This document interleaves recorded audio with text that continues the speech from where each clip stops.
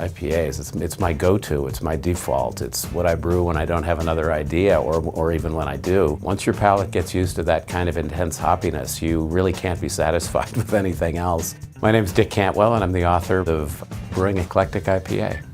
This book is about recipe formulation. The source of inspiration for these beers is one of the most fun things about them.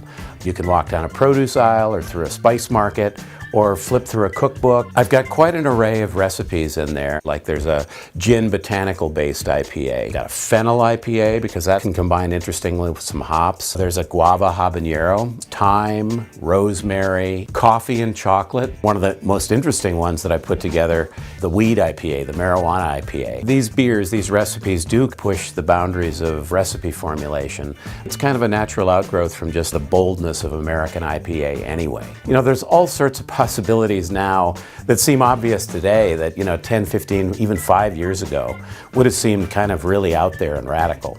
I chose this particular project because brewing this type of IPA, this eclectic kind of thing with unusual ingredients, is probably the most fun I have in putting together recipes.